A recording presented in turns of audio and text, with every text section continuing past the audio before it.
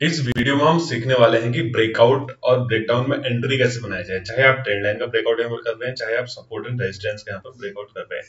पहले हम थ्योरी समझेंगे, फिर उसके बाद हम बैक टेस्ट भी करेंगे। फिर आपके लिए होमवर्क है कि आप फिर खुद से भी बैक टेस्ट करना कि ये जो हम यहाँ पर स्ट्रेटेजी डिस्कस करने वाले हैं ये कितना काम करता है, मतलब इसका जो सक्सेसफुल रेट है वो क्या है।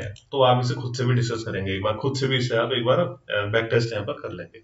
देखिए, दो चीजों पे यहाँ पर मार्केट में काम करती है, सपोर्ट एंड रेजिस्टेंस। अगर मार्केट देखिए अपसाइड जा रहा है, अगर मार्केट हायर हाई लगाते हुए अपसाइड यहाँ पर जा रहा है, तो जहां से मार्केट बार बार बाउंस बैक कर रहा है, तो नीचे जहां से रिवर्सल ले रहा है मार्केट, उस पॉइंट को हम रेजिस्टेंस कह लेते हैं। ये सबसे बेसिक चीज है।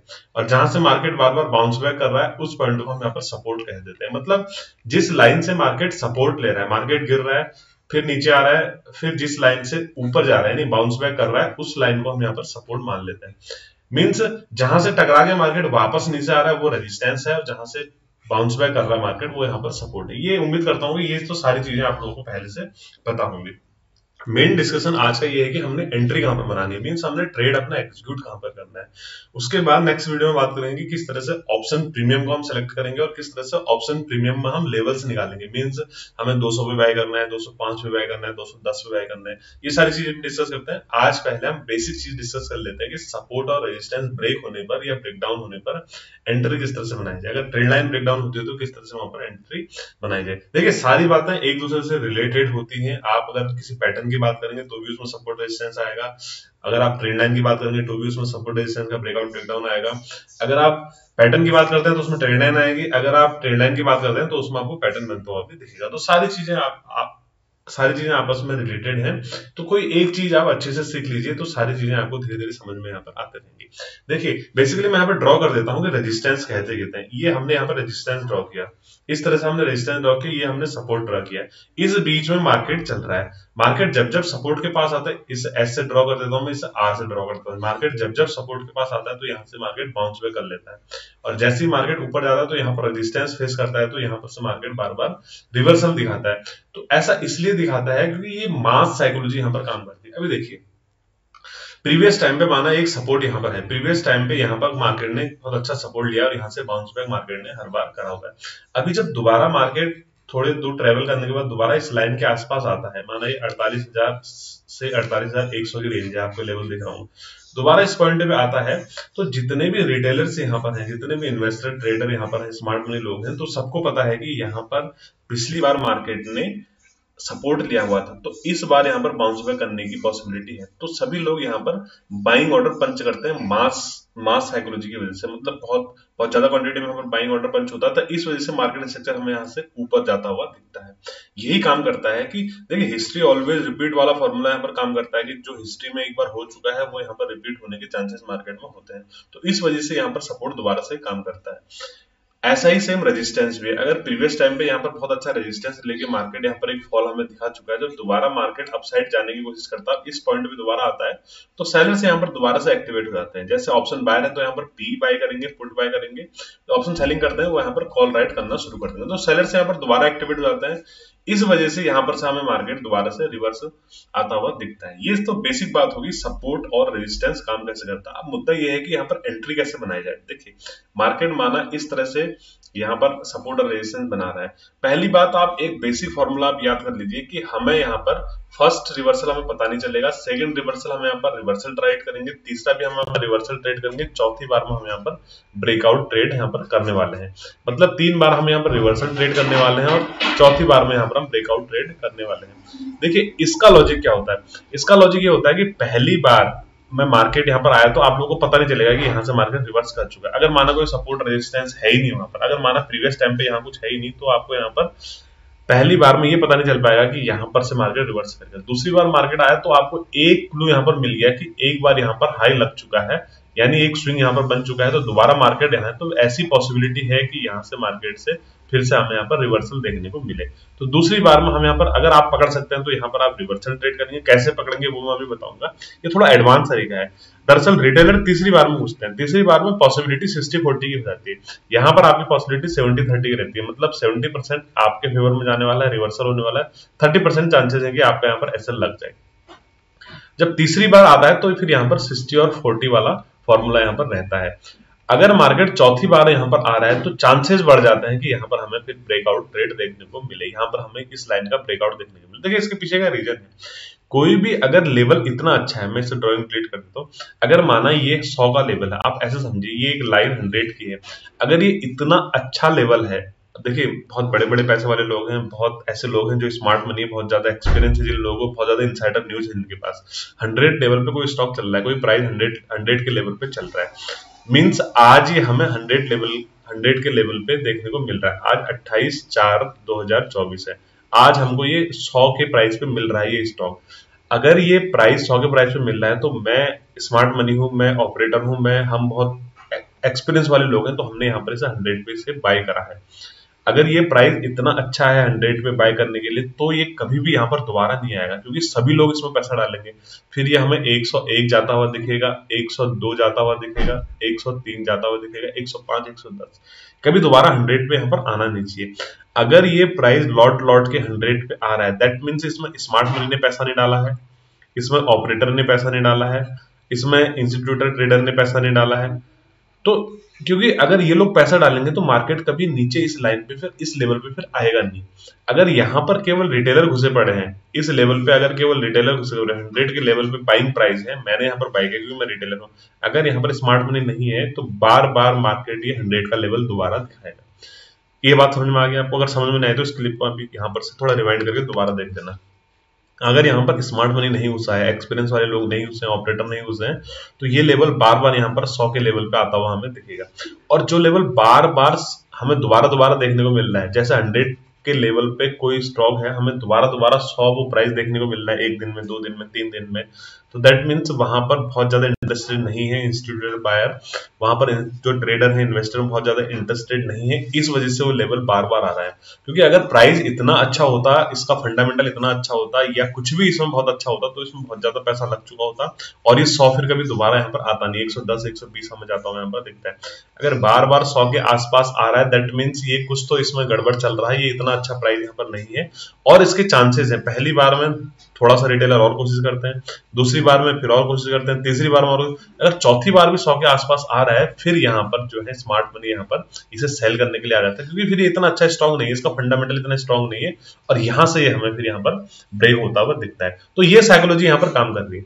उम्मीद करता हूँ कि मैं समझाने में आप लोगों को कामयाब हुआ होगा। अगर नहीं समझ में आया तो एक बार कमेंट करके बता दीजिए, हम इसको दोबारा से वीडियो में किसी वीडियो में डिस्कस यहाँ पर कर लेंगे। तो ऐसे ही रेजिस्टेंस का भी होता है कि मार्केट अगर बार बार इस पॉइंट पे दिखा रहा है, इस पॉइंट पे बार बार आ रहा है मार्केट को, दैट मीन्स ये फिर यहाँ पर बहुत अच्छा पॉइंट यहाँ पर है नहीं। क्योंकि अगर बार बार यहाँ पर माना ये 100 का लेवल है, बार बार इससे दूसरा लेवल लेते हैं, माना ये 200 का लेवल है, बार बार 200 के लेवल से यहाँ पर मार्केट डाउन साइड जा रहा है, फिर रेजिस्टेंस ले रहा है, फिर डाउन साइड जा रहा है। अगर इस मार्केट को यहाँ से गिरना होता तो बार बार 200 के लेवल तक ये मार्केट जाता ही नहीं, मार्केट इतना ऊपर चढ़ ही नहीं पाता, क्योंकि अगर यहाँ पर स्मार्ट मनी घुसा है, ऑपरेटर घुसा है, तो 200 का लेवल पर तो कभी ये आने नहीं देगा, 180, 170 यहाँ पर चला जाएगा। अगर तीसरी चौथी बार ट्राई करने के बाद भी मार्केट फिर 200 के लेवल को अचीव कर जा रहा है, दैट मीन्स यहाँ पर हमें ब्रेकआउट मिलने वाला है, ब्रेकडाउन मिलने वाला है। तो ये सबसे पहला रीजन होता है कि हम क्यों दूसरी तीसरी बार रिवर्सल ट्राई करेंगे और चौथी बार में हम यहाँ पर ब्रेकडाउन यहाँ पर ट्राई करने वाले हैं। बस ये रीजन है यहाँ पर। अगर समझना है तो एक बार मुझे कमेंट करके बता दीजिए, मैं दोबारा से इसे आपको समझा दूंगा। तो पहली, दूसरी, तीसरी बार हम यहाँ पर रिवर्सल ट्राई करेंगे और चौथी बार अगर मार्केट उस पॉइंट पे आता है तो हम यहाँ पर ब्रेकआउट या ब्रेकडाउन यहाँ पर ट्राई करने वाले हैं। तो ये चीज तो क्लियर होगी। अब मुद्दा ये आता है कि ब्रेकआउट किस तरह से ट्रेड किया जाए। देखिए मार्केट अपने एक रेजिस्टेंस लेवल पे, ये हम आर से डिनोट करते हैं, मार्केट पहली बार आ रहा है, दूसरी बार आ रहा है, तीसरी बार आ रहा है, 1 2 3, अगर चौथी बार मार्केट इस लेवल को ब्रेक करता है तो अभी हम यहाँ पर बेसिक चीजें सीखते हैं। डायरेक्ट एंट्री कब करनी है वो चीज भी हम यहाँ पर डिस्कस करेंगे, लेकिन पहले सीख लेते हैं कि ब्रेकआउट हमें यहाँ पर कब ट्रेड करना है। अगर आप बिगिनर हैं, अगर आप न्यू ट्रेडर हैं मार्केट में, अगर आप बिगिनर हैं तो आप फिर यहाँ पर एकदम से डायरेक्ट आपको एंट्री यहाँ पर करनी नहीं है। फिर आपको क्या करना है, देखिए अगर आप यहाँ पर बिगिनर हैं तो आपको करना क्या है कि मार्केट फिर नीचे आएगा, जो अभी तक रेजिस्टेंस का काम कर रहा था, तो यहाँ पर आप मार्केट ने सपोर्ट का काम करना चाहिए, इस लेवल को आप सपोर्ट मार्केट ने यहाँ पर करना चाहिए। देखो फिर से समझाता हूँ, एक रेजिस्टेंस लिया R1, R2 और R3, अब मार्केट ने ब्रेकआउट दे दिया है, मींस ये लेवल को मार्केट ने ब्रेक कर दिया है। यहाँ पर अगर दोबारा से इस लेवल के आसपास आता है तो अब ये मार्केट ने यहाँ पर सपोर्ट का काम करना चाहिए। अगर मार्केट इस लेवल को सपोर्ट का काम करता है और दोबारा से बाउंस बैक करता है तो इस हाई के ऊपर हम यहाँ पर ट्रेड करने वाले हैं। इस हाई के ऊपर हमारी यहाँ पर एंट्री होने वाली है, स्टॉप लॉस होने वाला है इसके नीचे। मैं ड्राइंग क्लियर करके दोबारा समझा देता हूँ। रेजिस्टेंस है R1 R2 R3, R1 R2 और R3, 3 बार रेजिस्टेंस लिया, चौथी बार में मार्केट ने ब्रेक कर दिया, रिटेस्ट किया। जो अभी तक यहाँ पर जो रेजिस्टेंस काम कर रहा था, अब यहाँ पर सपोर्ट का काम करने वाला है। सपोर्ट का काम करने के बाद जैसे ही मार्केट अपसाइड को निकले तो ये आपको इस लेवल को आपको मार्क कर लेना है, और जैसे ही ये हाई दोबारा निकले तो यहाँ पर आपको एंट्री बनानी है, और ये आपका यहाँ पर स्टॉप लॉस होना चाहिए।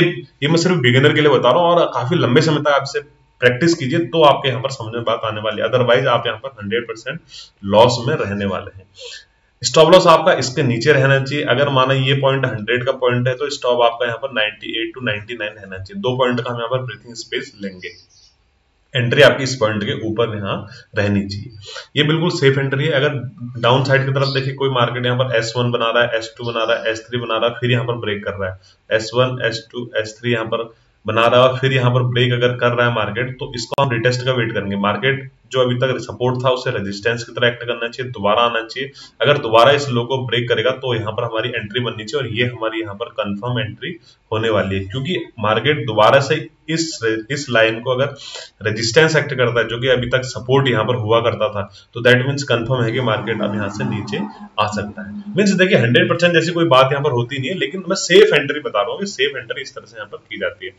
अब देखिए आती है ट्रेंड लाइन की बात। अगर मार्केट ट्रेंड लाइन, सेम चीज है, हम ट्रेंड लाइन में भी चौथी बार में ब्रेकआउट यहाँ पर ट्रेड करने वाले हैं, 1 2 3। चौथी बार में मार्केट अगर यहाँ पर ब्रेकआउट दे रहा है, ब्रेकडाउन दे रहा है, तो यहाँ पर भी आप सेम चीज करेंगे। आप पहले तो जो रिसेंट का जो प्रीवियस स्विंग, लो प्रीवियस स्विंग है, उसे आप यहाँ पर मार्क कर लेंगे। मार्केट यहाँ तक आया, सपोर्ट लिया, ऊपर गया। ऊपर लेने के बाद जिस रेजिस्टेंस को मार्केट अभी तक सपोर्ट की तरह एक्ट कर रहा था, अब वो मार्केट ने यहाँ पर रेजिस्टेंस की तरह एक्ट करना है। जिस लाइन को मार्केट सपोर्ट की तरह एक्ट कर रहा था, अब वो आपका रेजिस्टेंस की तरह एक्ट करने वाला है। मार्केट जब दोबारा इस लो को निकाले, दो चीजें होंगी। देखिए, एक तो ट्रेंड लाइन का रेजिस्टेंस यहाँ पर होना चाहिए, दूसरा हमें प्रीवियस स्विंग लो निकलता हुआ दिखना चाहिए, तो हम यहाँ पर एंट्री बनाएंगे और स्टॉप लॉस हमारे यहाँ पर रहेंगे। अगर ये डिस्टेंस बहुत ज्यादा लंबी है तो आप अपना एसएल मैनेज कर लीजिए, क्वांटिटी साइज कम कर लीजिए। अगर आपके हिसाब से एसएल लंबा हो रहा है तो फिर आप यहाँ पर इसे छोड़ दीजिए, इसे जाने दीजिए, इस ट्रेड में आप एंट्री यहाँ पर मत करिए। ये दो चीजें क्लियर होगी। अगर मार्केट अपसाइड की तरफ जा रहा है, अगर मार्केट डाउन साइड की तरफ आ रहा है और बार बार देखिए रेजिस्टेंस ले रहा है, इस रेजिस्टेंस पे आपको एंट्री कब बनानी है? अगर मार्केट यहाँ पर ब्रेकआउट देता है, ब्रेकआउट देने के बाद आपको रिटेस्ट का वेट करना है।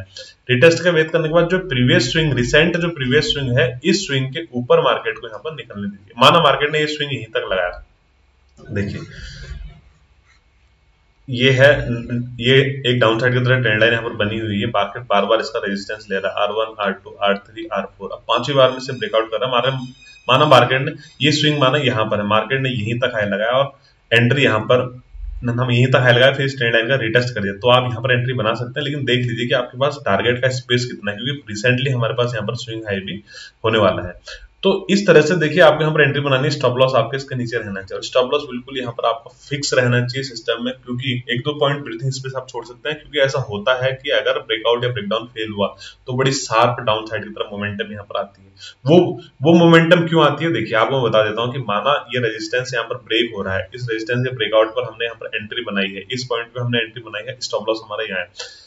किसी कारण से ये ब्रेकआउट होता है, फेल होता है और डाउन साइड की तरफ आता है, तो यहाँ पर हमारे पास मैक्सिमम एसएल रहेंगे, इस पॉइंट पे मैक्सिमम एसएल रहेंगे। अगर सारे एसएल एक साथ कटेंगे तो बड़ा शार्प मोमेंटम डाउन साइड की तरफ आएगा। ऐसी वाइस वर्सा, सपोर्ट में भी ऐसी काम करेगा, रेजिस्टेंस में भी, ट्रेंड लाइन में भी, ट्रेंड लाइन रेजिस्टेंस में भी, ट्रेंड लाइन सपोर्ट में भी यही काम यहाँ पर करने वाला है।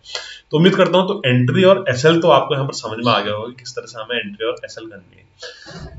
इस ट्रिक को आपने, जो ये स्ट्रेटेजी है, ये बहुत सिंपल स्ट्रेटेजी है, बेसिक स्ट्रेटेजी है, सबको इसे यूज करता है, बहुत बेसिक है। अभी हम बात करेंगे कि डायरेक्ट एंट्री यहाँ पर हम कब बनाएंगे, लेकिन इससे पहले हम यहाँ पर रिटेस्ट का किस तरह से रिटेस्ट से हमने यहाँ पर एंट्री बनानी है, इसको हम एक बार चार्ट पे यहाँ पर डिस्कस कर लेते हैं। कहीं पर भी आप देख लीजिए, अगर मार्केट अपने स्विंग का ब्रेकआउट यहाँ पर दे रहा है तो आपको वहां पर रिटेस्ट का वेट जरूर करना है। रिटेस्ट का वेट करने से आप अपने चार्ट पे बैक टेस्ट करिए, इससे आपको काफी ज्यादा प्रैक्टिस यहाँ पर होने वाली है। दूसरी बात, रिटेस्ट करते करते जब आप रिटेस्ट करते हैं तो 5 मिनट के टाइम फ्रेम पे करिए, क्योंकि इसमें आपको वहां पर रिटेस्ट करने के लिए, मतलब आपको यहाँ पर ज्यादा हम मिलेंगे, मतलब ज्यादा पैटर्न से यहाँ पर आपको दिखाई देंगे। अगर आप 15 मिनट के लगेंगे तो क्योंकि 15 मिनट के चार्ट पे आपको कम पैटर्न दिखाई देंगे, आपको वहां पर एकदम से मिलेगा नहीं। तो जब भी आपको रिटेस्ट करना होता है तो 5 मिनट के टाइम फ्रेम में आप रिटेस्ट कर सकते हैं, बैक मीन्स बैक टेस्ट कर सकते हैं इस रीटेस्ट का कि किस तरह से ब्रेकआउट और ब्रेकडाउन में आपने रीटेस्ट पे ही एंट्री यहाँ पर बनानी है। सबसे सेफ एंट्री यही होती है। इसके बावजूद भी अगर आपको कोई डाउट रहता है तो आप कमेंट बॉक्स में एक बार मुझे जरूर पूछ लीजिए, उसके लिए हम फिर यहाँ पर नेक्स्ट वीडियो बनाते हैं। आज के लिए इतना ही फ्रेंड, मिलते हैं नेक्स्ट वीडियो में। जय हिंद।